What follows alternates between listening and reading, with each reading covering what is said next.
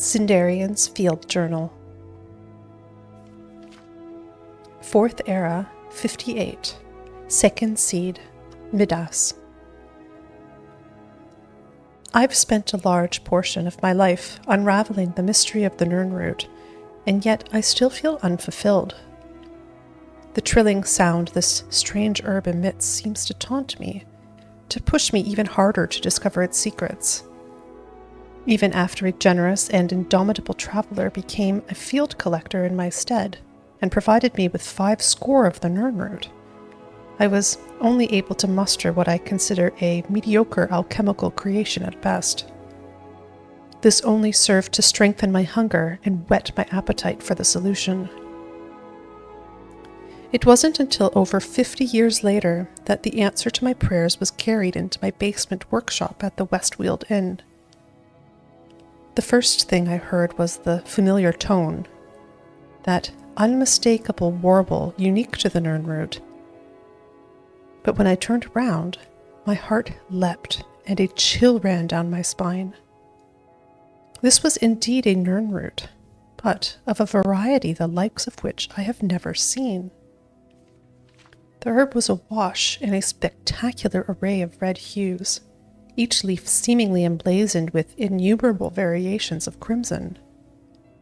I couldn't move. I was completely transfixed. Never in my wildest dreams could I have imagined a species of Nirnroot with such a unique property.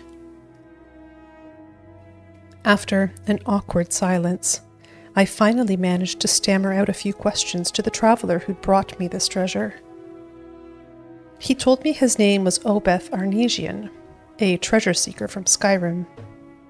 Apparently, he'd been exploring a vast subterranean network of grand caverns called Blackreach, and had stumbled across what he dismissed as a noisy red weed. His expedition was largely unsuccessful, and he didn't want to leave the caves empty-handed, so Obeth picked one of the crimson Nirnroot to bring home. He said that it took some time, but eventually he was pointed my way, and that perhaps I'd pay a fair price for it. Before I could gather my wits and ask anything else, Obeth offered to sell me the crimson Nirnroot sample, a map showing me how to find Blackreach, and the strange key needed to breach its outer defenses. It took me mere moments to decide. Obeth left Skingrad 1,000 septims richer, but I would have easily paid 10 times that amount to obtain the sample alone. It took a year of planning, but I was able to pack up and sell my workshop and make my way into Skyrim. Before delving headfirst into Blackreach, I knew I needed to set up a new laboratory, but wished to do so in seclusion. After making inquiries at the College of Winterhold, of which I was an honorary member, I was directed to speak to Avrusa Serethi, a student of botanical alchemy who had a small farm near the city of Riften. By bartering my knowledge of Nirnroot cultivation, I was able to secure Serethi Farm as a launching point for my field research. I kept the knowledge of the crimson Nirnroot a secret from Avrusa, but imparted everything else I knew to her in exchange for her hospitality. A few months passed, but I was finally ready to enter Blackreach. I used the rune lexicon that Obeth had provided and descended into the depths. My goal was to gather enough crimson Nirnroot to produce my greatest alchemical creation to date.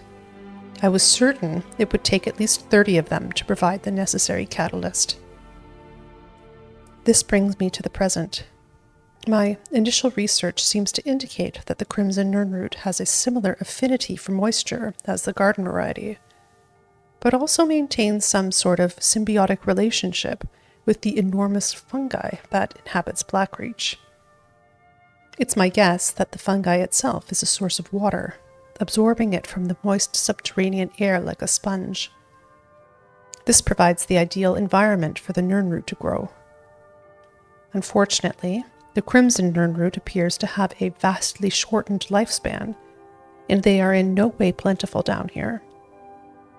Gathering 30 of them will be quite the challenge, but hopefully The denizens of Blackreach will allow me to gather my samples unhindered.